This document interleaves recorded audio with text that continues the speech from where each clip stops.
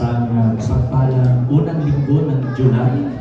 So, ito rin po yung ating unang topic for our series for this month. And for that, I welcome po natin ang si Sister Rosario Paraiso. Paraiso po ito. Ito po ay friend ni Nanay Brigida Rostarte. So I think nakarating na rin po yung isang kasama nila, si Sister Leonarda. So welcome po kay Nanay Rosario Paraiso. Welcome, Panginoon. Itong ating pong pag-uusapan ay kasama doon sa ating pong CPTP way of life, which is the core values. At kung naalala niyo po, yung 2 months natin, pinag-usapan natin yung essentials naman ng patungkol sa Hello. At yung last Sunday ay pinag-usapan natin yung second part ng obedience. So today naman ay pag-uusapan natin yung core values ng CPTP. So mamaya i-explain ko natin ano ba yun sa bahagi nito. So allow me to read yung pong passage natin today from English Standard Version. So I think meron din bang Tagalog din doon. Hindi ko alam kung nailagay ko yung Tagalog version. Pero basahin po natin. Pwede po ba tayong tumayo muli as in reverence to His Word? Hebrews chapter 12 verse 5 to 11. Sa English Standard Version, ito po ang sinasabi. And have you forgotten the exhortation that addresses you as sons? My son, do not regard lightly the discipline of the Lord, nor be weary when reproved by Him. For the Lord disciplines the one He loves, and chastises every son whom He receives. It is for discipline that you have to endure. God is treating you as sons. For what son is there whom his father does not discipline? If you are left without discipline, in which all have participated, then you are illegitimate children and not sons. Besides this, we have had our earthly fathers who disciplined us, and we respected them. Shall we not much more be subject to the Father of spirits and live? For they disciplined us for a short time, as it seemed best to them, but He disciplined us for our good, that we may share His holiness. For the moment, all the discipline seems painful rather than pleasant, but later it yields the peaceful fruit of righteousness to those who have been trained by it. May Tagalog version ba tayo na ilagay ko? Hindi ko na, wala tayo. So basahin ko na lang po sa Tagalog na version. Nalimutan na ba ninyo ang panawagan ng Diyos sa inyo bilang mga anak niya? Mga salitang nagpapalakas ng loob. Anak ko, huwag mong baliwalain ang pagtutuwid ng Panginoon.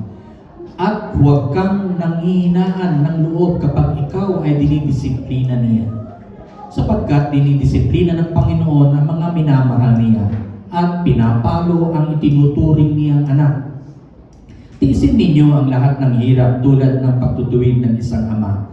Dahil ito'y nagpapakilalang kayo'y tinanggap ng Diyos bilang tunay niyang mga anak. Sinong anak ang hindi dinidisiplina kanyang ama? Kung ang dinidisiplina na ginagawa sa lahat ng anak ay hindi gagawin sa inyo, hindi kayo tunay na mga anak, kundi kayo'y mga anak sa labas. Hindi ba't dinidisiplina kayo ng ating mga magulang at dahil diyan ay ginagalang natin sila? Hindi ba't upang kayo'y mabuhay, mas nararapat na tayo'y pasakop sa Diyos na ating Ama sa Espiritu? Sa loob ng maikling panahon, dinidisiplina tayo ng ating mga magulang para sa ating ikabubuti. Gayon din naman, tinutuwid tayo ng Diyos sa ikabubuti natin upang tayo'y maging banal tulad niya. Habang tayo'y tinutuwid, hindi tayo matutuwa, kundi naghihinagpis. Ngunit Pagkatapos niyon, mararanasan natin ang kapayapaan bunga ng pagsasanay sa matuwid na pamumuhay. Tayo po'y manalangin. Dakilang Panginoon, nagpapasalamat po kami dahil ang iyo pong iglesia at maging ang Christ to the Philippines organization ay pinapahalagahan itong mga pamamaraan para po maintindihan namin na sa iyo pong pag-ibig sa amin ay bahagi noon ng aming paglalakbay ay mga pagkakataong kami ay kailangan dumaan sa disiplina. Dangan nga lang sa marami rin pagkakataon kapag ganito ang nararanasan ng bawat sa amin ay hindi namin talaga na-appreciate yung kahalagahan nito. Kung tutuusin, ito po yung isang bahagi na gusto mo pong amin din pong hindi lang maintindihan but also we live by it. At kung kinakailangan i-embrace din namin na matuto kami magpadisiplina sa iyo na bilang aming Panginoon na sinusunod. Salamat po at matutunan namin ang mga core values na ito na bahagi ng aming pong pamamaraan ng pamumuhay bilang organization but at the same time bilang iyong mga followers. And as a disciple, willing enough na tumanggap ng disiplina at kailangan ding magpadisiplina. Salamat po sa umagang ito at pangalangin namin sa pangalan po ng Panginoon Jesus. Amen. Tayo po na ito po at pagpalain po ng salita ng Panginoon sa umagang ito. Ang Christ of the Philippines po ay pinapahalagahan ang tinatawag nating bahagi ay ang core values. Pag sinabi natin core values, ito po yung mga mahalagang bahagi na pinapamuhay, tinatayuan, at bahagi rin po nito ng ating pong nakikita in a way sa ating pong pamumuhay. Kung ang ating pong vision ay, kung titingnan po natin dyan, ay kung ulitin nga po natin yan nang wala po tayong mga tinitignan muna. Sige nga po. 1, 2, 3. Vision ng CTTV. Nawawala na. So, medyo, ano ho yan? Sige po, ulitin po natin. 1, 2, 3. A growing community church reaching out to and to all nations for God's glory. Ulitin po natin. 1, 2, 3. A growing and multiplying disciple-making church reaching out to the Philippines and to all for God's glory. So, mahalaga po ito na maintindihan po natin at bahagi po ng ating kung tinatawag na vision ay meron din po tayong tinatawag na mission. Ano po yung mission na yun? 4 na E's. 1, 2, 3. Experience Christ. Engage people. Explore. So pa ba? Expand churches. So, ulitin po natin. Ang ating vision ay ganoong pag-abot o maging healthy church, disciple making. Pero yung ating mission is engage, sige, ano naman natin? Experience Christ, engage people with discipleship, explore nations with his mission, expand churches which is church planting. Yan po yung sa vision na yan, 3 main thrust ang pinag-uusapan natin dyan. Gusto nating makita na ang CTTP ay nag-church plant, nag-mission, at saka nagdi-disciple, which is the core values ay bahagi po niyan ay yung vision, mission na bahagi.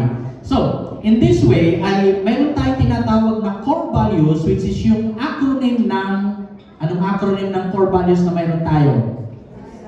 Disciples. Sabi mo sa katabi mo, ang core values natin, may acronym yan. Yung salitang disciples. Sabi mo sa katabi mo, disciples.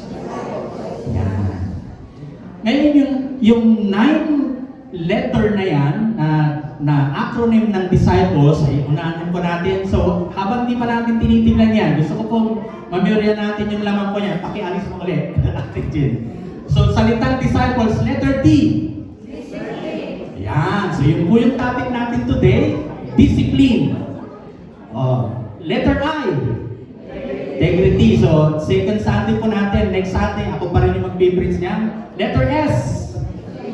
Submission. So, si ate siya yung mag-preach po yan. So, ano yung kasunod ng S? C. Commitment. So, pag-uusapan din po natin yung commitment na yan. Letter I. Oh, dahil integrity na yung pangalawa. Letter I. Initiative. Okay. Ano yung kasunod ng letter I?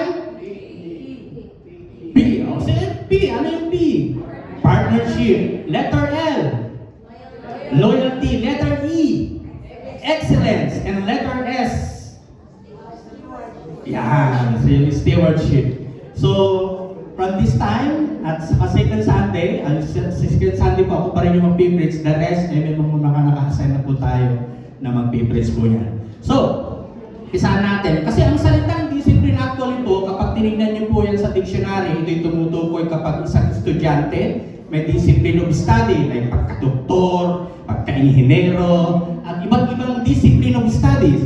Kapag pinag-usapan naman na po natin yan sa disiplina sa atleta, sa mga athletes, ito tumutukoy sa grabing training of discipline. Sino pong kilala natin ngayon sumisikat na phenomenon ngayon sa ating pong Pilipinas na tennis player?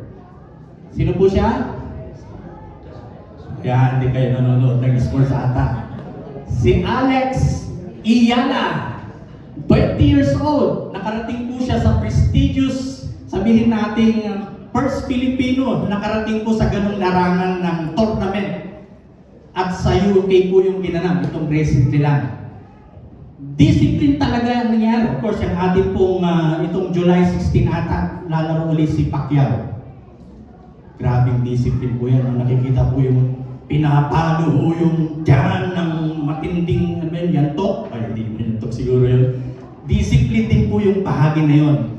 At sa tahanan, kapag ang isang anak gustong bigyan ng disiplina, sa discipline pa rin. Pagdating po kaya sa church, applicable din po yung salitang discipline. Ayaw nyo nakakapakinggan. Kasi po, bahagi rin po yan. Yung sinasabi nating discipline na bahagi. So sa CTTP, tawag natin kahulugan kapag pinag-usapan yan, which is dinraft po natin yung kahulugan na yan at doon sa ating manual, na ating Experience Christ na manual po natin, tinignan po natin yon. So, tingnan po naman natin siguro yung Tagalog na version na lang. So, may English kasing version yan. Pero tingnan natin yung Tagalog. Tinry kong inano sa Google yung translation. Tingnan mo natin kung aakma. So, ang disiplina na hinahaluan o nilalagyan ng pag-ibig ay lumilikha ng mga disipulong maayos, balanse at kapaki-pakinabang. Ang mga CTTP leaders at disciplers ay hindi nagdudulot o magdudulot ng takot, kahihiyan, pangungutya o emosyonal na pagmimilit, kundi maglalayon ng ganap na pagpapanumbalik ng isang kapatid na nagkamali.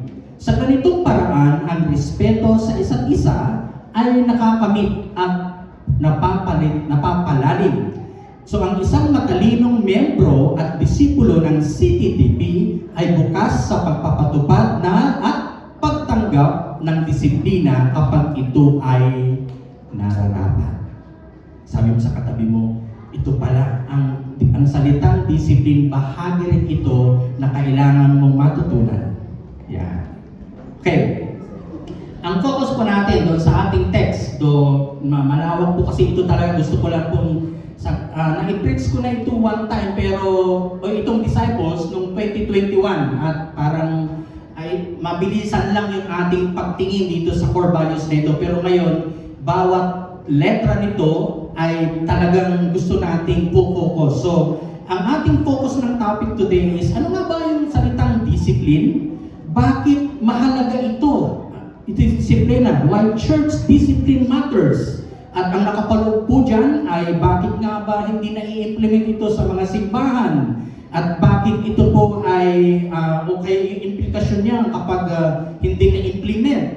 So ano ba yung mga pwedeng dahilan ng isang membro, isang disciple ay dumaan sa isang proseso ng tinatawag nating pagdidisiplina? Ano yung mga kasalanan na pwedeng implikasyon na kailangan siyang dumaan sa discipline? At ano yung mga processes, mga pamamaraan ng church discipline So yung 4 na focus na yan, medyo gusto ko pong makinig po kayo at mag-concentrate dahil mahalaga po itong pag-uusapan po natin. Okay. So ang core values ng Iglesia ay isang organisasyon po yan. So balikan lang natin po yung core values. Ano? Ito po yung isang tinatawag nating pamamaraan para ang salita ng Diyos ay pinapahalagahan at ito'y nagsisilbing gabay din para sa pagpapasya at pagkilos at paghubog ng kultura ng samahan bilang bahagi ng katuparan ng layunin ng Diyos.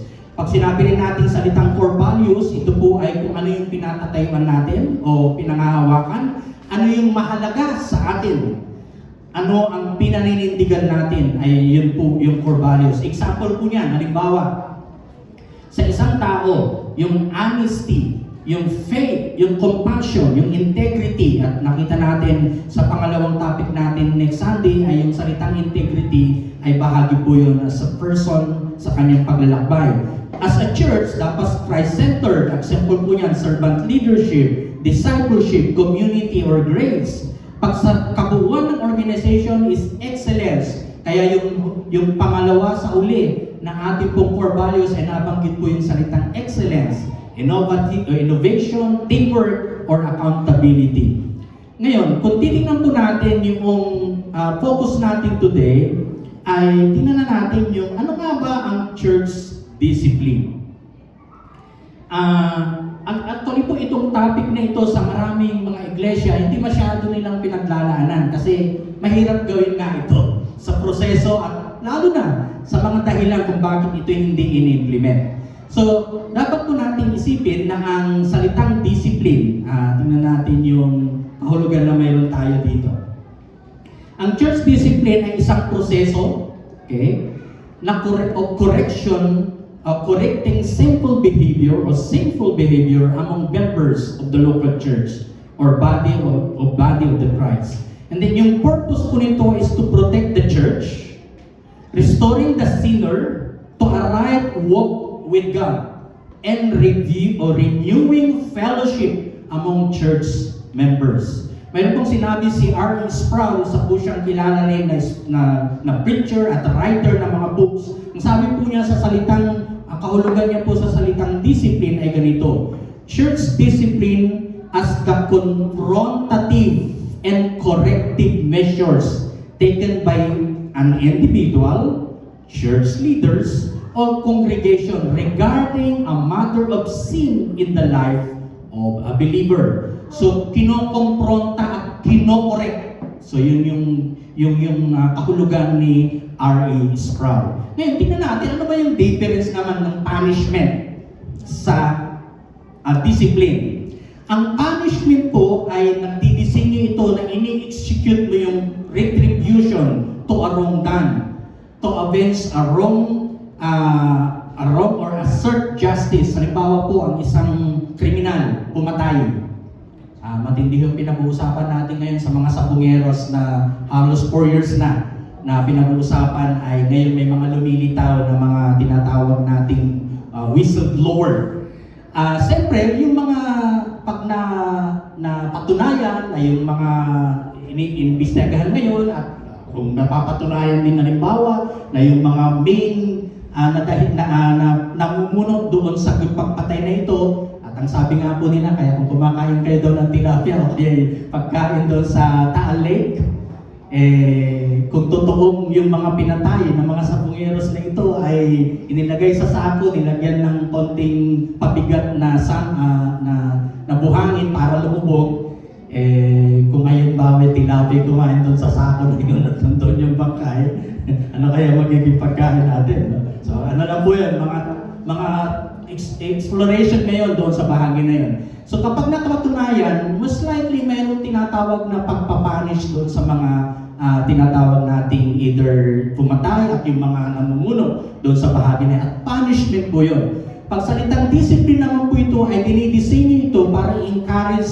na i-restore ang isang involved o isang tao na nagkamali o kanyang maling ginawa at kinokorek, a corrective for the one who has failed to live according to the standard of the church or even sa society. So may pagkakaiba po yun. Though may mga pagkakataon ng isang kriminal. Halimbawa, ilagay natin na hindi naman exempted kahit mga pastor. Yung pastor ay isang nang-abuso. At mayroon naman tayong mga nakalagay po dyan ngayon, di ba? Kilala niyo po ba yung kilalang matinding pastor na ito na Son of God? Nahuli. Hindi pa rin po napapatunayan dahil nadaan pa rin po sa process. Kapag napatunayan po na siya nga po talagang ng abuso, ng human trafficking, at iba't iba pa, ano kaya magiging senaryo po niyan? So most likely, of course, may punishment na kasunod po niyan sa kanyang ginawa. Sa batas natin, may kahulugan po yan. Pero of course, dahil sa yung leader, didisiplinahin kaya siya ng mga leader nila? Yan. So mga questionable yung bahagi na yun. Pero kung tutuusin, ang church discipline ay bahagi po na atin pong tinitingnan din sa bahagi na ito. Ngayon, dahil ito po ay sabihin natin pangkalahatan po ito, hindi natin pinag-uusapan dito kung yung kanyang ginawa na mali. Halimbawa, dito sa church, halimbawa, ako po ay may ginawang pagkakamali. Sino kaya magdidisiplina sa akin?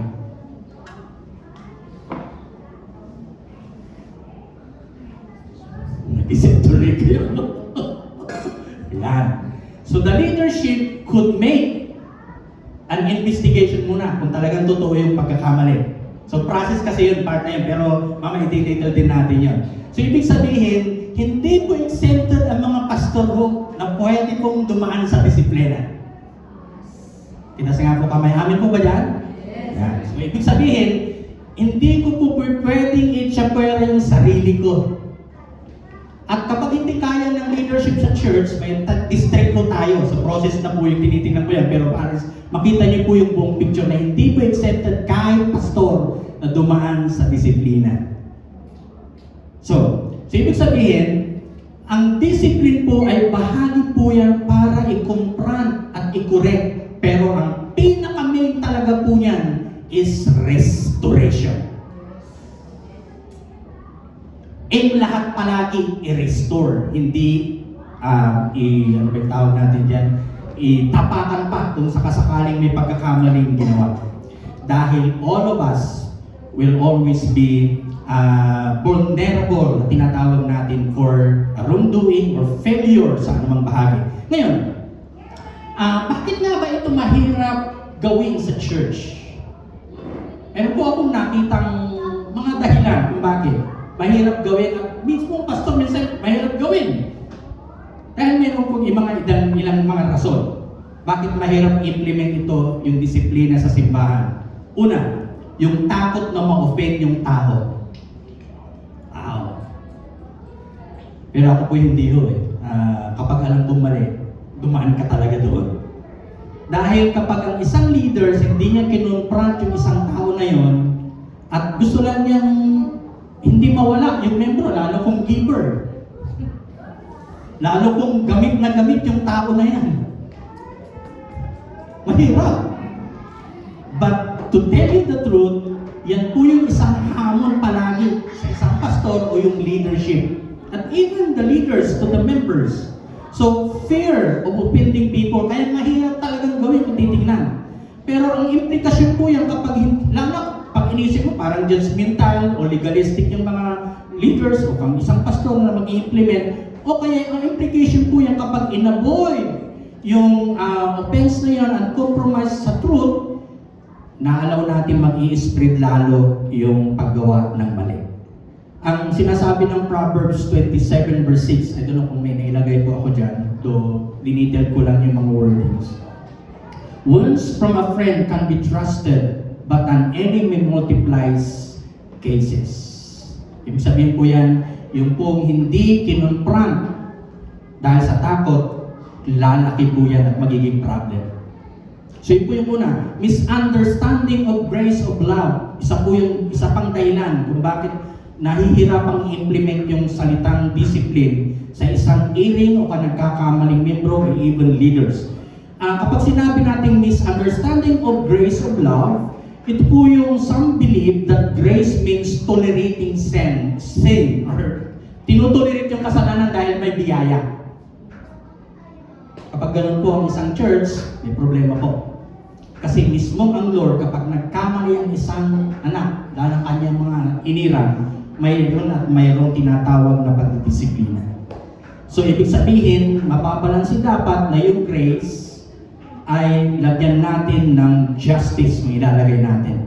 And that is why, kapag ang isang they think that discipline is unloving, when in fact, it's the opposite. Kasi nga, yung makita natin doon mamaya, doon sa chapter 12 na binasa natin, yung pinaka-purpose kung bakit maging si Lord ay ginamit po niya yung love as far as discipline. So ang implication po niyan, a wrong view of grace leads to permissiveness and spiritual immaturity. Kaya nga binasa natin kanina sa verses, the Lord disciplines the one He loves. Pangatlo po na dahilan kung bakit mahirap i-implement ito, lack of biblical teaching on discipline. Many churches have no talk on Matthew chapter 18 halimbawa or 1 Corinthians chapter 5 at maging yung binasa natin na chapter 12. And that is why leaders and members are unsure how to implement discipline biblically. Implication po yan, ignorance leads to inaction. Dahil wala silang kaalaman, walang pamamaraan. Ano yung process na biblical na sinasabi ng discipline. Kaya sabi ni Hosea sa chapter 4 verse 6, my people are destroyed for lack of knowledge. Number 4 na dahilan, desire to grow in numbers over holiness. Halimbawa, dumadami ang membro, pero yung mga membro naman ay marami mga ginagawang hindi angkop sa Biblia na kailangan dumaan sa discipline.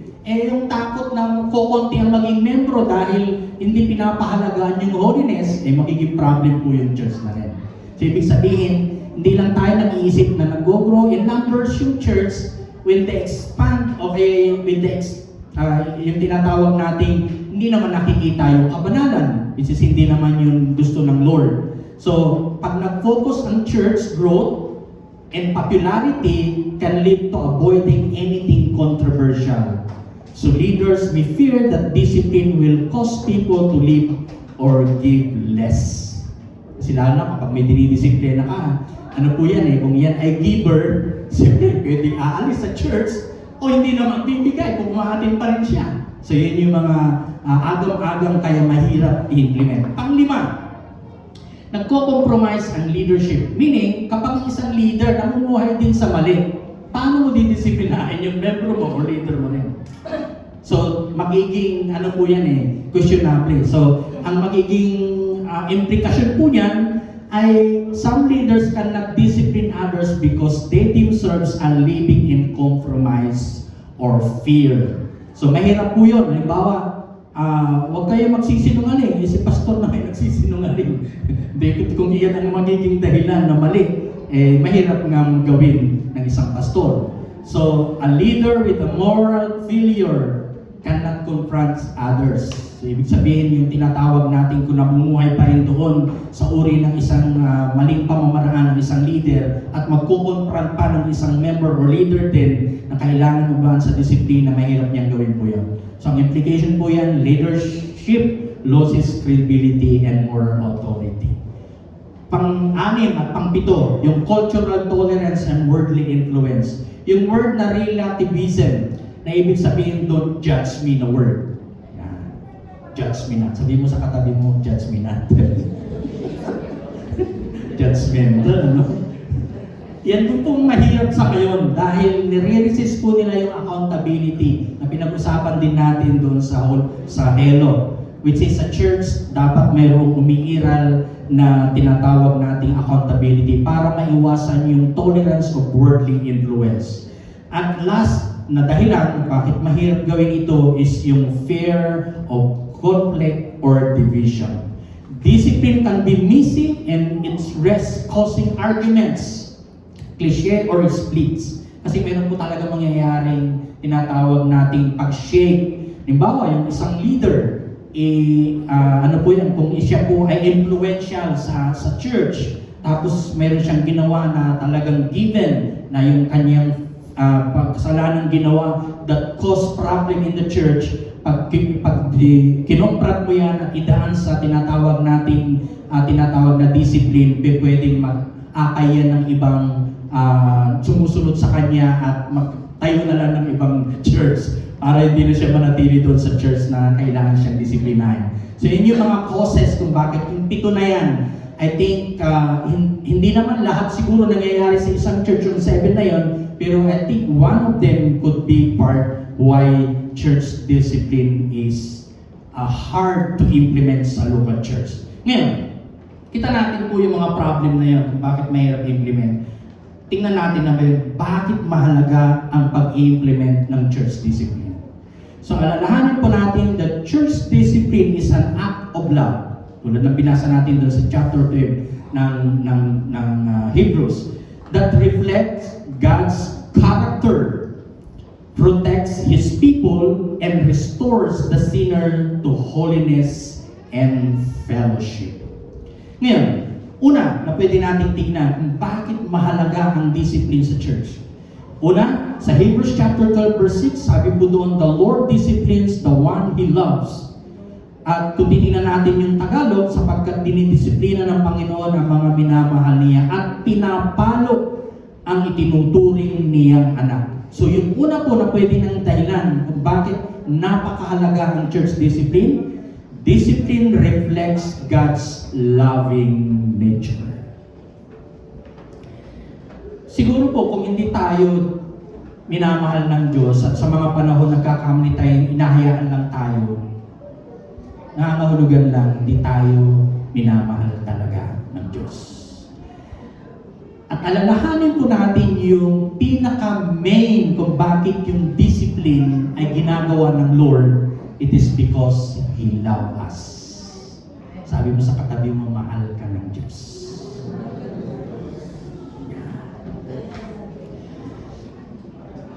Alam niyo po, ito po yung challenging part dahil kung ikaw ay tumatagal kay Lord, tapos maraming mga bagay na pwedeng iisipin mo, matagal na ako kay Lord, hindi ako dapat kumantong dyan. Pero there will be opportunity na ang kaaway ay gagawa ng pamamaraan para siluin ka at cause you na parang pinipin mo wala na yung pag-ibig ng Lord, pero nandyan lalo't mamahalin ka ng Panginoon sa iyong panalagayan. So God disciplines not out of anger, but love. So if we are children of God, we will experience His correction. Kaya ang application po natin dyan sa unang part na yan, a church that practices discipline imitates God's fatherly love. Sipin po natin palagi. Kung may mga pagkakataong dumaan ka sa process ng pagdidisiplina ng Diyos, unang-una nakadahilanan dahil mahal ka niya. Kaya mahalaga yung salitang discipline. At tumutukoy din po yan sa isang magulang na dinidisiplina niya ang kanyang anak. Sino dito mga nanay at tatay? Pakitas nga po mga kamay. Salamat po. Kapag nagkamali yung anak niyo, at alam niyo po ikakapahamak po niyan, hahayaan niyo lang ba o bibigyan niyo siya ng tamang disiplina sa kanyang ginawa? So kung ginawa niyo yung pagdisiplina sa anak niyo, ang dahilan dahil mahal niyo siya, ayaw niyo siyang mapahamak. Ayaw niyo siyang mapariwara yung word na terpang ginagamit. Kaya ibig sabihin lang yung pattern kung bakit ang disiplina, bagamat mahirap gawin, tulad ng 7 pinag-usapan natin kanina, pero ito'y mahalaga. Lalo na sa context ng church na si Lord mismo rin ay kanyang gustong makita at iparanas ang pagmamahal niya sa panahon ng pagdidisiplina. So I think discipline reflects God's loving nature. Second, ang disiplina po ay ang iniaim palagi ay restoration, hindi to reject. So discipline aims to restore, not reject.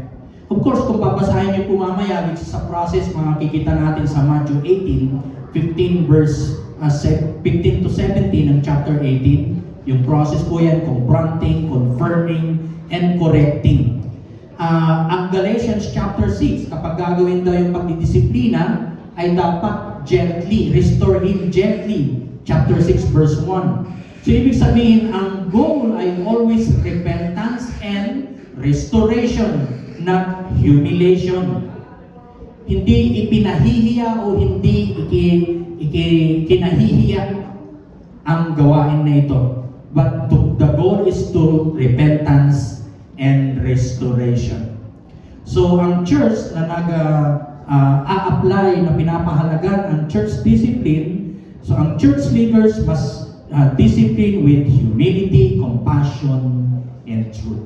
Dahil kung tutusin, halimbawa, sino dito yung may mga problem, nagkaroon kayo ng pilay, ng matinding pilay?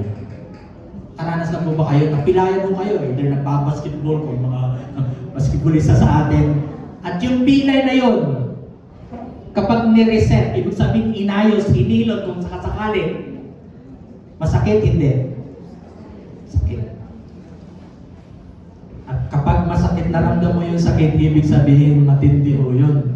Pero kapag naayos po siya, alam po naman natin, yun po yung ibig sabihin, yung broken bone na yun, ay kapag ni-reset, mahihil po siya. Ang katulad po niya, yung discipline ni hurt, but it heals. So, ibig sabihin yan, mahalaga po ito pong discipline. Third, na rason kung bakit mahalaga ang disiplina. Discipline preserves the purity of the church. Sa 1 Corinthians chapter 5, verse 6 to 7, I don't know kung may nilagay akong passage dyan. Ayun. Pwede bang basahin po natin po yan, yung passage na yan. 1 Corinthians 5, verse 6 to 7. Tagalog na version. Magandang balita. 1, 2, 3. Hindi kayo dapat magmalaki. Hindi ba ninyo alam ang kasabihan? Napapaalsa ng kaunting pampaalsa ang buong masa.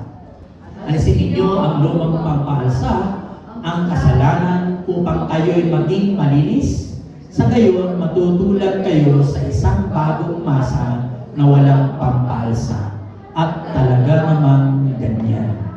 Kayo, sapagkat may handog na ang ating korderong pampaskwa na walang iba kundi si Jesucristo. So ginamit po yung purity sa katulad ng isang tinatawag nating pampalsa. So sino yung mga baker dito, mga nagluluto? Alam niyo naman po yung mga, ano bang tawag natin yung pampalsa? Na inahalo? Yeast. O kaya yeast. Pampalsa. So ginamit po yun sa tinatawag nating purity sa church, mapipreserve yung purity na tinatawag. So, kapag tinolerate yung sin, may i-spread po siya. Pero pag gumamit ng discipline, mapoprotect at yung tinatawag nating hindi na magko-compromise, meaning the church will live in a purity at yung tinatawag nating discipline could make a good part of it. So ignoring open sin can lead to a downfall of a whole fellowship. Kapag ang isang sugat po na infection, halimbawa, sino dito yung may mga sugat na hindi ginamot, hindi inayos, o kaya hindi nilapatan ng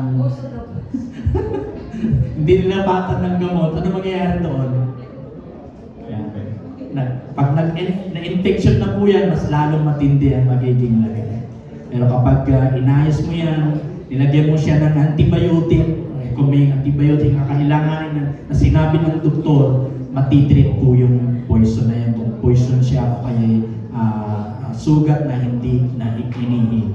So, mahalaga po yun na dapat maano po natin. So, pangatlo na po yun, discipline preserves the purity of the church. Pangapat, ang discipline po ay nagdi-display rin po ng ating submission to God's authority. Pag binasa niyo po yung verse 9 ng chapter 12, ang binanggit po dyan sa, kung ilalagay natin, shall we not submit to the Father of the spirits and live? Or binabanggit po doon sa Tagalog, hindi ba dinidisiplina tayo ng ating mga magulang at dahil diyan ay ginagalang natin sila? Hindi ba upang tayo'y mabuhay, mas nararapat na tayo'y pasakop sa Diyos, sa ating Ama, sa Espiritu? So nakakahulugan po na yung paglalaan natin, pagpapakita ng pagpapasubmit kay Lord sa Kanyang authority kung bakit pinapahalagan natin ang discipline. So ang application po natin dyan, pag in-implement po natin yung discipline, nagpapakita na ang church o tayo, ino-honor natin ang Diyos more than popularity or comfort. At kaya nga, the fear of man brings near, but the one who trusts in the Lord is kept safe. Sabi ng Proverbs 29, verse 25. And then yung panglima, ito yung panghuli doon sa makahalagahan ng church discipline. Yung panglima, discipline produces holiness and maturity.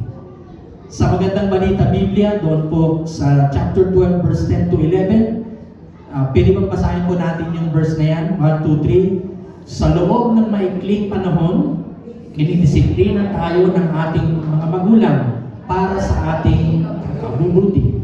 Kaya din naman, tinutuwid tayo ng Diyos sa ikabubuti natin upang tayo maging banal tulad niya. Habang tayo tinutuwid, hindi tayo matutuwa, kundi naghihinagpis. Ngunit pagkatapos niyon, mararanasan natin ang kapayapaang bunga ng pagsasanay sa pagtutuwid na pamumuhay. So I think maganda kung tingnan mo natin yung result niyan. Nagpuproduce talaga ng holiness and maturity yung paglalapat ng disiplina. Kaya pinapahalagahan po natin. So discipline trains us for righteousness. Though painful, it bears the fruit of maturity and peace. So discipline leads to spiritual growth, not regression. Tulad na banggit ko kanina, ang salita ring discipline ay tumutukoy sa athlete. So ang isang atleta po ay grabe yung discipline na kanyang dinadaanan for the sake of performance. But Christians do it for the sake of godliness. Maintindihan mo natin na mayroon po connection po yan maging doon sa mga iba't ibang larangan ng lalampas sa athlete. But performance kapag grabing discipline para manalo, pero sa discipline sa atin naman sa church ay for the sake of godliness. Ngayon, sa lima na ito ay sa tingin natin applicable po siyang dapat makita natin kung gagawin po natin yung tinatawag nating pagdidisiplina. Pero paano nga ba natin gagawin yung pagdidisiplina? Ano ba yung mga pwedeng dahilan o nagiging kasalanan na ginawa ng isang membro o pagkakamali na kailangan siyang dumaan sa pagdidisiplina? May idea po ba kayo? So, titingnan natin yung mga ilan. Actually po, may at least 4 or 5 major sins na kinakailangan yung church discipline, lalo na kung unrepented, kung hindi nagsisisi o hindi inaayos ng tao ang kanyang maling ginawa, kailangan talagang ilapat ang salitang pagdidisiplina na tinatawag. Una, sexual immorality. Alam natin ngayon na ang tawag natin nga po dyan, influencer na rin tayo ng mga kanluran. Yung tinatawag nating kahit ano ba yan, dalagang edad. Kasi meron pong 15 years old ata, naging nanay na eh. Isipin niyo po, 15 years old. May ilan pa ba? May pambababa pa ba? 13. May matindi ho kayo. Matatanso kayo pala. Anong pwede niyang matutunan sa ganung edad? Maglalaro pa dapat yan eh. Pero matindi na yung responsibilidad na kanyang hinanap.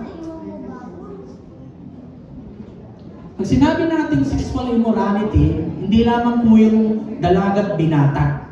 Maging yung mga mag-aasawa na sumagabilang, alam mo, sumagabilang bahay. Immorality rin yun. Though, ang term natin, kapag ang isang dalagat binata, nagkaroon ng physical contact na wala pang kasal, ang tawag natin dyan, fornication. Kapag ang isang may asawa, kung sumakabilang bahay sa ibang bahay, tawag natin dyan? Ano tawag? Adultery. So dapat ma-identify po natin yun.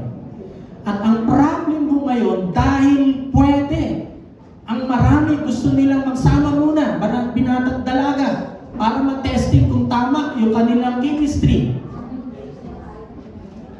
Ang problem pa nga po dyan, nag-aaral, halimbawa, high school, ilagay natin, high school or college. Instead na mag-graduate, ang kanyang tatanggapin sa graduation ay diploma, ano ngayon mangyayari? Ha?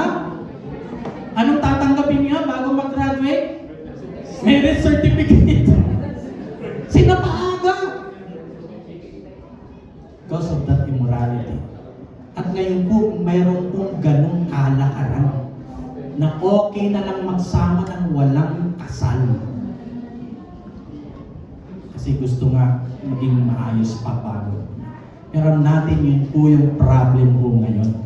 Kapag ganon, dapat makita natin mahalagang gawin ang pagdidisiplina. So, kung titingnan niyo po yung 1 Corinthians, halimbawa, 5 verse 1 and 2. I don't know kung nailagay ko po dyan sa atin. Ayan. Ito po problem na panahon po ni Pablo sa mga taga-Corinto. Ang church ng Corinth po ay napaka-gifted church, napaka-huhusay nila, sabihin natin maraming mga magagandang nangyayari. Pero ang problem within the church ay meron silang namumuhay sa immoralidad. Halimbawa, yung asawa ng tatay, sinisipingan. Sino problem? Immorality. So, nakarating nga sa akin ang balitang mayroong kabilang sa inyo na gumagawa ng immoralidad. Kinakasama niya ang asawa ng kanyang ama. Kahit nga pagano ay hindi gumagawa ng ganyang kalayan at nakukuha pa ninyong magmamalaki. Dapat sana'y mahiya kayo at malungkot. At ang taong gumagawa ng ganoon ay dapat ninyong medyo matindi ho ito. Itiwalang na yung word na ginamit ni Pablo dito. So ibig sabihin matindi ho yung immoralidad na yan. Na in the time of Paul, hindi mo niya tininerate yun. Dapat, actually kung titignan, bigyan babaan muna natin ng second chance yan. Ang ginamit na ni Pablo dito, itiwalag. Dahil talagang matindi na ho yun. Siguro talagang ayaw mag-repent at ayaw magpahinood, ayaw magbago. And that is the word, itiwalag. Excommunication na yun ang tawag natin dyan sa ngayon. Sabihin mo sa katabi mo, wala pa naman tayo dito sa church na ganyan. Wala pa naman tayo nangyayari dito sa church na yan. Okay, pero at least reminder sa atin. Yan po yung una at ating tinitingnan po ngayon. So I think matutunan natin na yun po yung nangyayari po sa panahon natin ngayon, even inside the church or even outside the church. Sa society na mayroon tayo, and that's why we need to be aware of that. Ano pa ba? Ano pwede natin tingnan dyan? Ang fornication po ay pwedeng includes din yung homosexuality, pornography, addiction. So yun po yung mga problem na kinakarap natin ngayon. Ang mahirap po kasi ngayon, mahirap mo nga i-monitor ang mga kabataan, yung mga adult. Kasi po yung open na tinatawag nating WWW. Ano ba tawag natin dyan? World Wide Web. Ibig sabihin, kapag may gadget, lalo na mga ano po yan, kayang makapagbukas ng YouTube at iba't iba pa. Sigurado po, pwedeng ang isang mananampalataya o isang disciple, lalo't hindi pa niya napagtagumpayan yung ganong klase, like pag nanonood ng pornography. Of course, kapag sinabi nating homosexuality, ay either minsan baka problem lang ng tinatawag nating identity, kaya hindi niya maalam kung ano yung kasarilan niya. Babae ba siya o lalaki? Pero kung tutuusin, isa lang naman ang kinreate ng Lord na dalawang klaseng tao, ang babae at lalaki. Sabi mo sa katabi mo, lalaki ako, babae ako. walang in between. Walang in between, ha?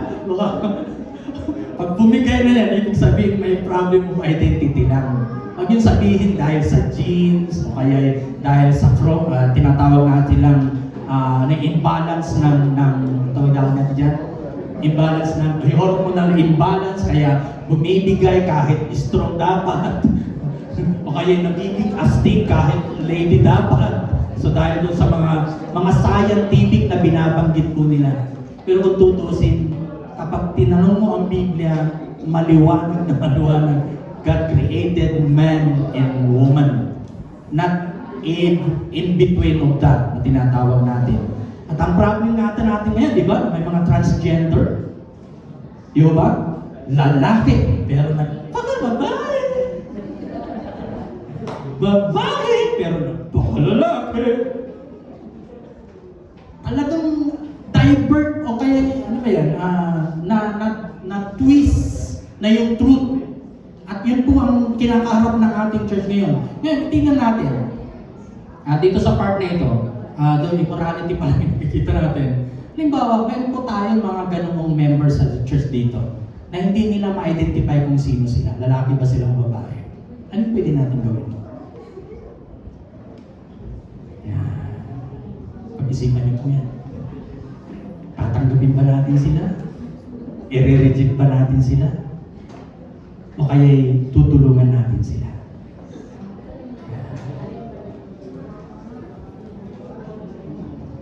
Mga kapatid, kung kayo mga nanay at tatay ngayon, kung nakikita niyo medyo tagilid yung inyong anak sa in-between, mag-isip na po kayo. Mag-isip na po kayo. Ano yung dapat yung gawin? Kasi doon sa tahanan pa lang, dapat nalalaman nyo na yan. Ayun po ba? Asa lang kayo mismo, nagtutolerate eh.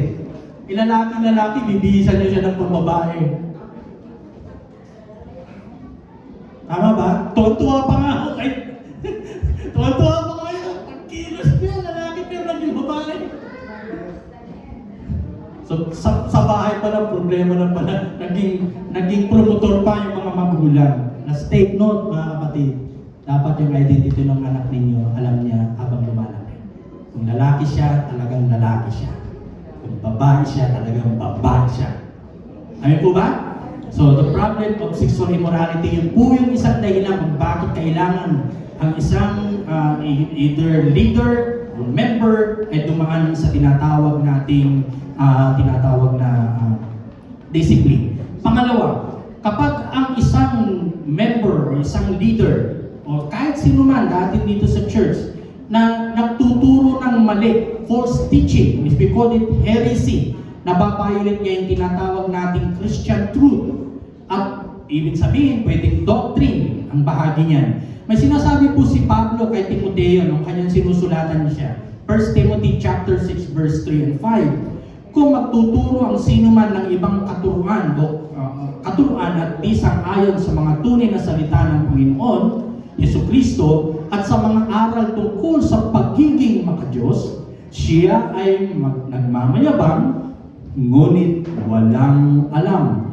Sakit na niya ang manuligsa at makipagtalo tungkol sa mga salita. Bagay na humahantong sa inggitan, alitan, kutyaan, at masamang hinala. Verse 5, mahilig din siyang makipagtalo sa mga taong baluktot ang pag-iisip at di kumikilala ng katotohanan. Ang mga taong ito'y nag-ahala na ang relihiyon ay paraan ng pagpapayaman. So, even in the time of John, doon sa 2 John, chapter 1, verse 10, ang binanggit po yan sa verse 10 ng 2 John, regarding dito sa pagtuturo ng false teaching or heresy, ang sino mang dumating sa inyo na iba ang turo, ang dala ay huwag ninyong tanggapin sa inyong bahay, ni huwag ninyong batiin. Medyo mas ano po si John as far as para hindi na talaga mahawaan yung isang totoong naniniwala sa Diyos o kaya mga katuruang tama sa mapapakinggan niya doon sa isang magtuturo ng false teaching. Why? Ang reason po niyan ay false teaching leads to others astray and destroys sound doctrine. So ibig sabihin, halimbawa, dito po sa church natin, even leaders, bakit ako kung ang itinuturo ko ay mali at heresy, yan, pwedeng kayo, ng mga leaders, ay talagang i-submit sa tinatawag nating disciplinary. Kung hindi nyo kaya, dalhin nyo yan sa distrito. At kapag hindi kaya ng district, national na po level po yan. So yun yung process na ginagawa po natin. Kaya hindi po kami exempted, mga kapatid, in this. Kapag nagtuturo na kami na sa tingin nyo ay mali na, dapat ay gumawa kayo ng paraan. Amin po ba? Pero sabihin mo sa katabi mo, hindi naman tayo gano'n. Amen? So, ano Ano yung una na dahilan kung bakit mahalaga ang church discipline? Una, wala na kayo. Namumuhay ng immorality. Pangalawa, pagtuturo ng false teaching o kaya heresy. Pangatlo, ito, kapag nag-focus ng division o kaya pagkakampi-kampi, which is problem din po yan ng Corinthians, ay binanggit po dyan yung pag nagsasabog na, kaya nagbibigay na ng tinatawag nating pagkakampi-kampi at disunity sa church, dapat kailangan siyang mabigyan ng tinatawag nating discipline. Sa Romans chapter 16 verse 17 to 18, ito pong sinasabi, mga kapatid, nakikiusap ako sa inyo, mag-ingat kayo sa mga pasimuno ng mga pagkakampi-kampi at sanhi ng pagtalikod dahil sa pagsalungat nila sa aral na tinanggap ninyo. Iwasan ninyo sila. Ang mga taong gayon ay hindi naglilingkod kay Kristo sa Panginoon natin, kundi sa pansariling hangarin. Ililigaw nila ang mga mahinang pag-iisip sa pamamagitan ng kaakit-akit at matamis na pangusap. So even in the time of church sa Rome, ay sumulat si Pablo sa problem o tinatawag nating division or sowing discord na tinatawag, pagkakampi-kampi. Even sa Titus, chapter 3, verse 10 to 11, pagkatapos mong sawayin minsan o makalawa, iwasan mo na ang taong lumilikha ng pagkabaha-bahagi. Sabi mo, pagkabaha-bahagi sa katabi mo. Yeah. Bakit? Tingnan niyo po, dahil alam mong ang ganyang tao ay masama at ang kanyang sariling mga kasalanan ang nagpapakilalang siya ay mali.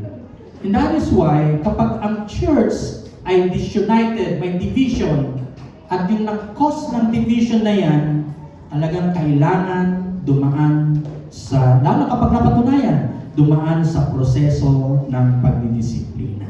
And I think yun po yung mahalagang dapat nating ilapat kapag may ganung bahagi. Even in Galatians chapter 5 verse 19 to 21, hindi may kakaila ang mga taong o magawa ng laman, kikiapid, kaalayan, at kalasuan, pagsamba sa Diyos-Diyosan, pangkukulang, pagkabuot, pag-aaway-away, pagsiselos, pagkagalit-galit, at kasakiman, pagkakampi-kampi, at pagkabahabahagi. Verse 21, tingnan niyo po. Pagkainggit o pagpatay, paglalasing, walang habas na pagsasaya, at iba pang katulad nito. Muli ko kayong binabalaan. Ang gumagawa ng mga ito ay hindi magkakaroon ng bahagi sa kaharian ng Diyos. Grabe yun, ano? Si Pablo, nung sumusulat siya sa mga taga-Galacia, yung kahalagahan noong uri ng maling ginagawa that cause division, even yung pang mga binanggit po dito.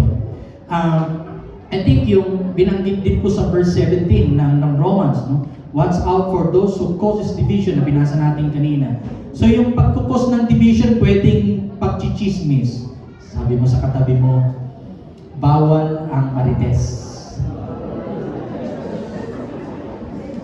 Kapag ang minarites mo ay hindi nakakatulong, bawal talaga yan dito sa church. Mga kapatid, huwag ko sanang mapakinggan na i-chichismis mo yung kapitbahay mo o kaya kapatiran na hindi naman talaga i-chichismis. Ano po ba? Take note on that. Kapag ginagawa mo yan, pwedeng cause yan na ikaw ay dumaan sa discipline. Pwedeng ito ay slander or manipulation or rebellion against leaders. Kung nagre-rebelde ka, dapat may dahilan. Pero kung rebelde yan na walang dahilan, eh, mahanap ka ng problema mo. Kasi dadaan at dadaan ka sa tinatawag nating proseso ng tinatawag nating discipline.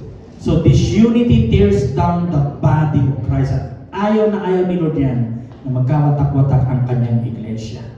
So ulitin natin yung dalawa pangatlo na dahilan kung bakit mahalaga ang disiplina na ipapataw sa mali na ginagawa ng miyembro. Una, immorality. Ang dalawa, false teaching. Pangatlo, division or yung tinatawag nating discord. Pang-apat, ito naman ay violation of Christian love o yung paglabag sa Kristiyanong pag-ibig. That includes private offenses against brother or sister. Sa Matthew chapter 5 verse 23 to 24, anong sinasabi po dyan? Hindi po natin basahin po lahat po yan. Kaya nga, kapag ikaw ay magdala ng iyong kaloob sa dambana at doon ay maalala mo na ang iyong kapatid ay may laban sa iyo, iwanan mo muna roon sa harap ng dambana ang iyong kaloob. Lumakad ka at makipagkasundo ka muna sa iyong kapatid.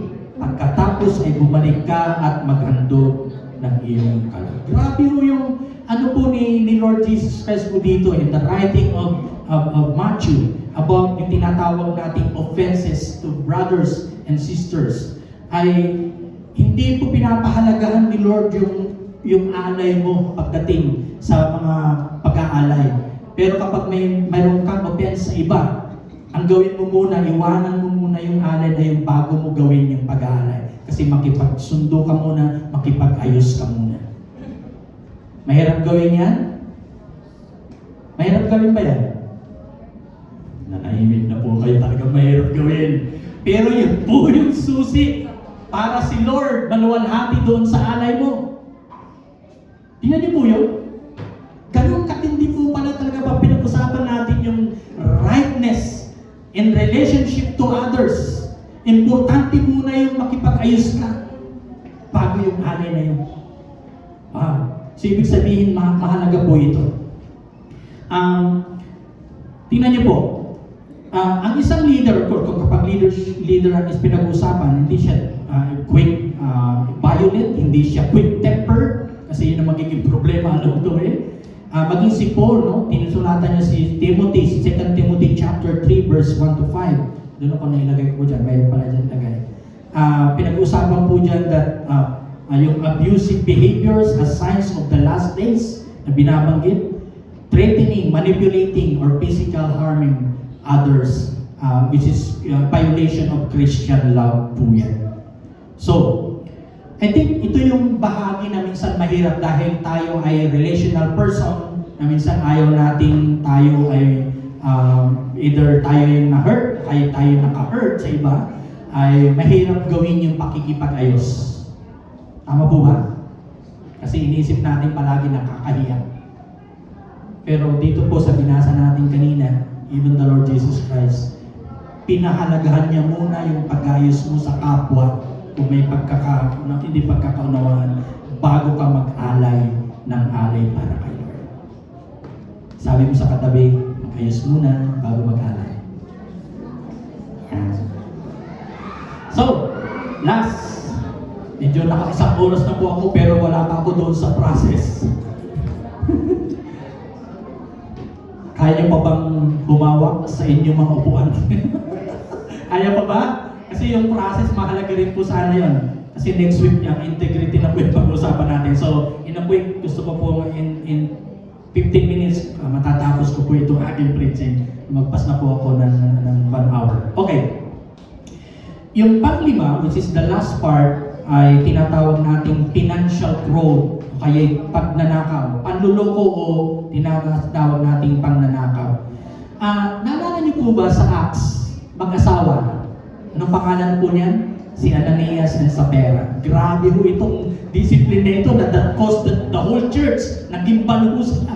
Pag binasa niyo po, wala na tayong time kasi basahin po natin yung chapter 5 ng Acts verse 1 to 11. Ang kwento po yan, nung panahon na lumalago yung church, boom! Dumami ang mga mananampalataya. Tapos siyempre may mga kailangan tulungan ng mga widows, so kailangan na ng financial resources ng mga apostles. At basically, yung mga member, alam nila na part sila sa solusyon. At ang katotohanan, marami sa kanila nagbenta ng kanilang ari-arian. Bahay, lupa siguro pa yung iba. And then, sa kanila na pagbintahan, ibinibigay po nila sa apostles para hindi nila kunin ng apostol yun, but magamit sa ministeryo. Pero itong mag-asawa na ito, si Ananias at Sapphira, na pagbentahan po nila, anong ginawa? Anong ginawa po ni Ananias? Una muna. Yan. Nangupit doon sa kabuuan ng pinagbentahan. Hindi niya sinabi sa apostol yung kukuman talaga. Anong sinabi niya? Hindi sila nagsalita kila apostles, but to God and the Holy Spirit. Anong nangyari po dyan? Grabe po yun. Anong disiplinang ginawa ng Lord sa kanila? Grabe po. Parang, pera naman nila, ari-arian naman nila yun eh. May karapatan silang magsubi. Pero dahil ang Lord, alam po niya yun. Anong nangyari? Namatay po si Aeneas. Parating pa lang yung naglibing kay Aeneas. Ano nangyari kay Sapphira? Sumunod din po siya. Kung mga ganun sigurong pagkakataon, though, nagsinungaling yung word na ginamit that caused them to discipline, but death yung naging result. Ibig sabihin, grabe po talaga pala yung mga panahon na yan. Sa palagay niyo po kaya, kung ganun mangyayari ngayon sa panahon natin ngayon yan, may mabubuhay pa kaya? Ba, kinupit mo yung tithes mo para kay Lord. Meaning, sabi mo sa katabi, hindi ako ganyan. Ayaw mo hindi ako ganyan. Kasi kung nagiging tapat ka kay Lord, of course, there will always a way on how the Lord bless you. So, ibig sabihin parang ganito. Kung may mga panluloko o pinansyal na pagnanakaw, siyempre kasalanan po yan. Kailangan humarap at dumaan sa proseso ng disiplina. Si Ananias at Sapphira, hindi na nila nakita yung kabuuan dahil death ang naging discipline sa kanila ng Lord. Sa tingin niyo po, gusto niyo po mangyari po yun sa church natin? Siyempre ayaw natin. So ibig sabihin, nawa kumantong tayo sa tamang either paghawak sa kapirahan. Kung ikaw naman yung nagluloko, talagang dadaan ka sa tinatawag nating pamamaraan ng discipline. Okay. Alam natin that every sin requires public discipline, di po ba? But not all pwedeng na-address sa tinatawag nating public discipline. Of course, sa panahon po ni Ananias at Sapphira, talagang publicly yun. Kaya dumantong din sa public. Sipin niyo po, biglang namatay din habang parating pa lang yung naglibing. Kasunod din namatay si Sapphira. So anong tinitingnan po doon? Ibig sabihin, bukas sa kanila sa panahon na yun yung maling kanilang ginawa that caused them to death. And I think yun po yung pinakamahirap na bahagi po dito. So, meron din sinasabi si Jonathan Leeman. No? Isa po siyang sumulat sa isang libro ng tawag po yung church discipline. AC writing po yan. Meron tinatawag tayong disiplina na privately, meron din tayong tinatawag na discipline publicly. Yun po yung mga iba't ibang uri ng pamamaraan. Ibig sabihin, hindi naman lahat ng disiplina kailangan may public. Tama po ba? Diba, dito sa church natin, kailangan dito meron tayong member sa church ngayong araw na ito. Padadaanin natin siya sa disiplina kasi ganito ang kanyang ginawa. Baka humilitin naman na yun. So, may mga bahagi po ng discipline na kailangan privately lang talaga gawin. And I think, sa tingin niyo po, tama po ba yun? O mayroon ding mga discipline na pang-public dahil kailangan i-public. Tama po ba yun? So, ibig sabihin, dapat naintindihan mo natin kapag public mo yung ginawa, dapat maintindihan na public mo rin gawin yung either pagko-confess po ba, yung tinatawag natin, kasi publicly. Pero kapag private mo yung ginawa, at least private rin yung process na pwede natin tingnan na pamamaraan. Maliban na kapag talagang totally hindi ka na makinig sa pagdidisiplina, tulad ng sinabi ni Pablo na medyo mas mahirap, it's communication. Hindi ka na patatuloy sa church. Wala pa naman tayong ginawang ganyan dito sa church. Tama po ba? Meron na bang na-disiplina natin dito na pinaalis? Kasi chubi, hindi ka dito sa church. Wala pa naman yun. So wala pa tayong record actually. So, mahalagang maintindihan po natin. Ngayon, last. Titino po pa kayanin. So, kaya pa hanggang 11 tayo. Ang process po medyo mahirap kasi hindi ganun kadaling gawin. So yung proseso pwedeng gagawin ng leadership o pwedeng gagawin ng pastor. So depende po yan sa mga prosesong napag-uusapan. So sa Matthew chapter 18 po ang ating pong pinaka-basis po dito sa process, which is hindi po yung ginamit ng Panginoon sa paano ba gagawin yung proseso ng pagdidisiplina.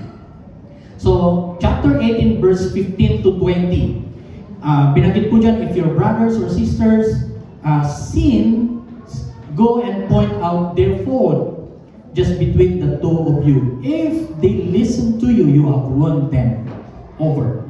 But if they will not listen, take one or two others along, so that every matter may be established by the testimony of 2 or 3 witnesses.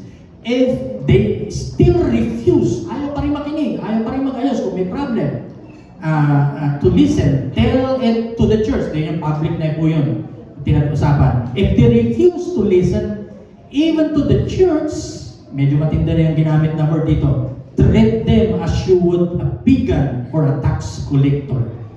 Truly, I tell you, whoever you bind on earth will be bound in heaven, and whatever you loose on earth will be loosed in heaven. Again, truly, I tell you that if 2 of you on earth agree about anything they ask for, it will be done for them by my Father in heaven. For where 2 or 3 gathered in my name, there I am with you. So, ginagamit yung binding and loosing yung passage na ito, pero yung context, it's about discipline. So, malimit, parang binabound and nilulus. Pero kung pag-usapan po natin yung context ng chapter 18, ay pinag-usapan about church discipline.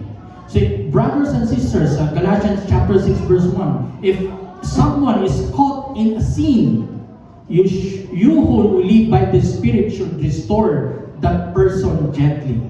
So, evidence of 2 or 3 witnesses follows the guidelines in Deuteronomy. Kasi yung context ng Galatians chapter 6 verse 1 at yung Matthew chapter 18 verse 15 to 20 ay kinuha po doon sa context ng Deuteronomy chapter 19 verse 15 na binabanggit ko doon refers to witnesses of subsequent confrontation described in this verse, not necessarily eyewitnesses to the original offense. And even Jesus affirms, sa Matthew 18 verse 20, Jesus affirms that He will be divinely representing among Him disciples as they seek unity in rendering decisions, which is rightly understood also as an affirmation of omnipresence and therefore the deity of Christ. So yung 4 na process po, una, start with privately na confront ng kasalanan. Second, kung titinan niyo po yung diagram dyan, that required due process. And then pangatlo, tell it to the church kapag talaga hindi pa makikinig. And then yung pinakalas, which is mahirap na bahagi, which is madalang ako nakakita pag ganito, yung excommunication. That part. Which is basis po doon sa tinatawag natin, sinambit ni Pablo doon sa 1 Corinthians chapter 5 verse 1 to 5. So, parang ganito po. Kung isasamag ko po, kapag halimbawa, kami, mga leaders, nagkamali at talagang totoo, napatunayan, kung kailangan privately kausapin, pero kapag hindi pa rin nakinig, hindi pa rin nag-ayos, hindi pa rin pinagsisihan, and then, anong sasabihin? Ano po ng isang witness. Okay? Yung witness na yon, hindi man siya yung taga doon na nakakita ng isang ginawa ng isang leader, isang member, and then kapag hindi pa rin nakinig, hindi pa rin napanuto, hindi pa rin nagre-repent, hindi pa rin niya inaamin na talagang totoo naman nangyayari kanyang ginawa, and then babanggitin na po sa church. So, medyo maano na po yun. Pangatlong cross na po yun. Ibig sabihin, hindi lang basta-basta sinasabi sa church nang walang basis, nang walang tinatawag nating pinaka-basis nung dapat pinag-uusapan. And then lastly, kung hindi talaga pa siya makikinig, hindi pa siya nagre-repent, and then the time is communication. Nag-try akong nag-search ng mga process. Ang alam kong malimit gumagawa nito ay INC. Naalala niyo po ba yung kapatid ni Manalo? na nag-go against doon sa sistema ng financial mismanagement. Tuloy pati nanay, di ba? Ikinulong dyan sa kanilang, tawag nila, quarters dito sa may Tandang Sora. At nagkaroon ng battle pati sa tinatawag nating, maliban sa exposition, yung legal matters. Pero in-excommunicate pati kapatid sa nanay. So matindi ho yun. Sila yung nag-go against nga doon sa sistema nila, pero sila pa yung binibigyan ng pataw ng disiplina. Nabaliktad. So grabe po yun. Ibig sabihin masyadong powerful yung ginawa. So mga kapatid, binabanggit ko natin ito para at least kung sino man sa atin, even the leadership and you, the members, are hindi po accepted dito sa church discipline. Ulitin ko po yan.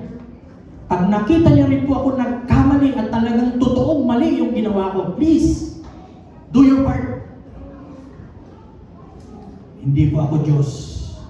May mga pagkakataon din siguradong magkakamali. Ano kung gusto ko pong i-point out dito mga kapatid as our conclusion?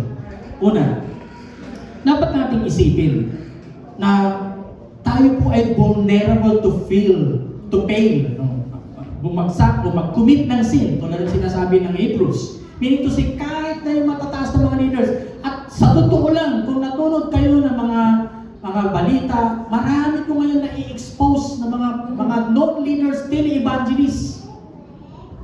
At alam niyo po, sinong gagawa ng disiplina sa kanila? So, of course, yun. Sa organization po yun. At mayroon talagang ginagawa dapat. So, ibig sabihin, every one of us is vulnerable to fail or commit sin. Wala pong exempted po yan. Kaya ang dapat natin gawin is to fix our eyes upon Jesus, the author, the finisher of our faith. Siya yung nagbibigay ng tinatawag nating pagsasayos ng ating buhay. At kung may pagkakamali man, dapat naintindihan natin that confess your sin to God and ask forgiveness. Kapag pinatigas mo na yung puso mo sa mali mong ginawa pa rin, at nagpapatuloy ka, at hindi mo tinanggap yung kasalanan, the more lulubog ka doon sa iyong ginagawa. And that is why confession is of sin is a must to do. And lastly, ito yung kahalagahan doon sa hello. Anong letter A po yung anong letra po yun? Accountability. Please, hanggat maaari may somebody who is checking you. Kasi mahalaga po yung word na accountability. At ganamit po natin dyan yung accountability partner. Why? Yung tao na yan pwedeng siya ang mag-check sa'yo kung ikaw na ba'y nalalayo sa tamang katuruan o kaya namumuhay ka na ba sa immoralidad at iba't ibang uri. Kailangan po natin yung mga accountability partner. Amin po tayo dyan. That is why mahalaga na ikaw ay part ng isang D-group so that yung mga grupo ay magiging part sa iyong accountability. So, ito po yung ating pag-usapan sa inyong mga D-group. Una, I think yung Tagalog na na version sa last slides. Ano yung last slides Tagalog? Alam ko may Tagalog yan. Wala ba? Wala. Uy. Ano yan? Okay, sige, unahin natin yung number 1. When you hear the word discipline, what comes to mind? Punishment ba yan o restoration? At why? Okay. Pangalawa, have you ever witnessed or experienced loving correction in the church? What was the result? Okay. Number 3, what could happen to a church that refuses to practice biblical discipline? Kapag di natin gagawin, tulad ng pinag-usapan natin, mahirap gawin, kaya may dahilan. Ito, yung tinignan natin kanina. Bakit mahirap i-implement? Ano kayo mangyayari sa church? Dito sa Batasan Church. And lastly, in what ways can we make discipline redemptive, not destructive? Sabihin, pag sinabi natin church discipline, implement, hindi dapat siya destructive but redemptive. Ibig sabihin, nagsasaayos, nagre-restore, hindi nagre-reject. So I pray na magamit ito na ating pag-usap para po sa ating pong topic for today. So sorry po, talagang Actually, tinignan ko, alam kong hindi ko kayanin ng 1 hour yung preaching natin today. But I pray na maging mas nakita natin yung kahalagahan ng church discipline. May isang awit po na gusto ko pong awitin muna natin bago tayo magkaroon ng giving. Then after that, yung communion natin. Yung puso ko yung sinisiyasan.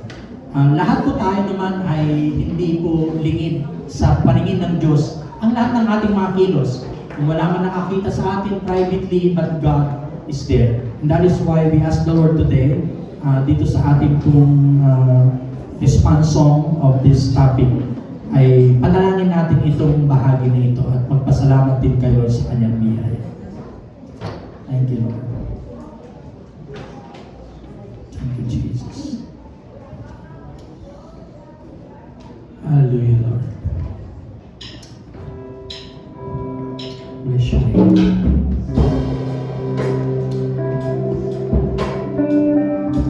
Salamat po, Panginoon, dahil may salita kang pwede namin panghawakan.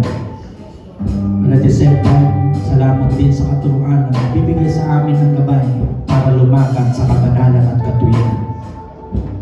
And as we sing this song, Lord, hayaan niyo po ma-evaluate namin ang aming sarili sa iyong harapan at kung paano kami tumutugon sa layunin ng pamumuhay na may kamanalan. Puso ko'y iyong sinisiyasan, ang buhay ko'y iyong alam, ang lahat kong lihim, O Yahweh, ay tiyak mo na alam. Lahat ng aking ginagawa, walang lingid sa iyo, Panginoon, sa iyo ay hindi lingid. Ang lahat kong lihim, O Yahweh, ay tiyak mo ngang nababatid. Salamat, Panginoon. Panginoon, kilala mo ako. Ang lahat ng bagay ay dilingid sa'yo. Salamat, Panginoon, tinutuwid mo ako. Ikaw ang may alam ng aking patutunguhan. Salamat sa'yo. Inisingit one more time, salamat, Panginoon. Salamat, Panginoon, kilala mo ako. Ang lahat ng bagay, hallelujah, Lord, salamat, Panginoon, tinutuwid mo ako. Ikaw lang ang may alam ng aking patutunguhan. Salamat sa'yo. Salamat, Panginoon. Panginoon, salamat, Panginoon. Salamat, Panginoon, kilala mo ako. Ang lahat ng bagay ay dilingid sa'yo. Salamat, Panginoon, tinutuwid mo ako. Ikaw lang ang may likha ng aking patutunguhan. Salamat sa'yo, salamat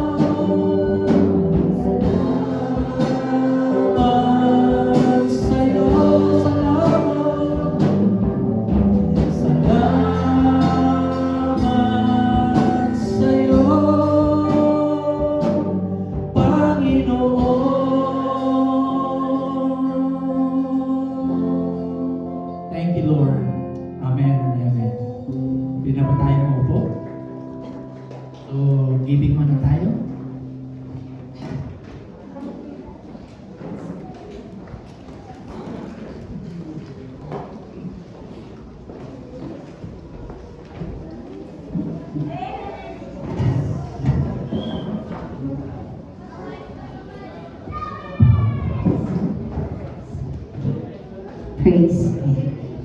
Amen. Salamat po sa salita ng Panginoon na medyo mabigat man sa atin, pero alam po natin yung kahalagahan ng pagkakaroon ng pagdidisiplina dahil ito po ay nakatutulong sa atin upang tayo ay patuloy na makalakad ng may kabanalan sa harapan ng ating Panginoong Diyos. So ngayon naman po ay tayo ay dadako sa pag-alaala ng ating pong pagsunod sa Panginoon sa pamamagitan po ng pagbibigay. So ngayon pong oras na ito ay patuloy po nating pagpasalamatan ng ating Panginoon sa kanya pong mga biyaya at sa patuloy na pag-iingat at pagsama niya po sa atin. So tayo pong lahat ay manalangin at pagpasalamat sa ating Panginoon.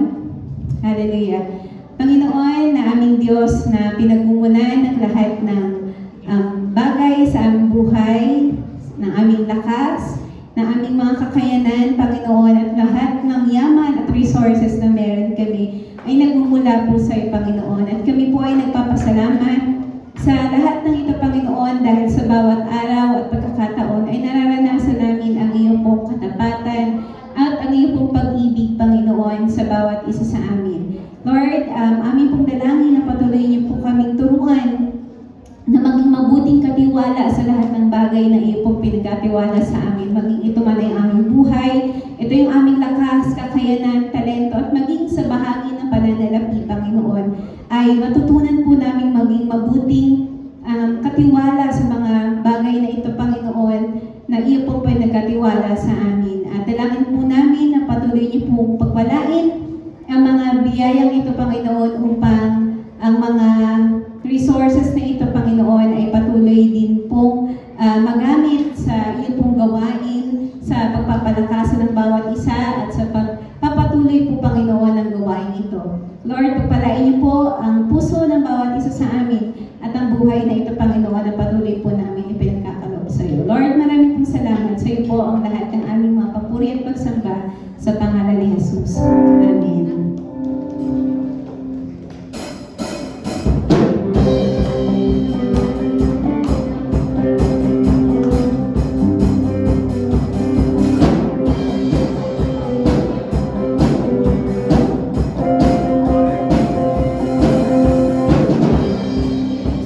Faithfulness, oh God.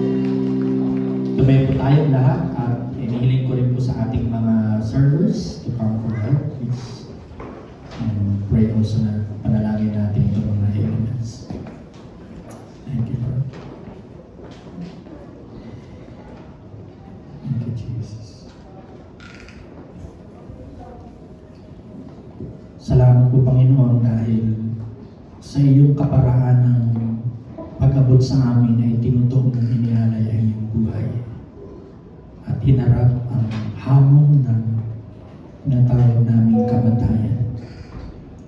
To show us, Lord, your love, your care for us, maging yung pagbayad mo sa aming mga kasalanan ay naging angkop at tama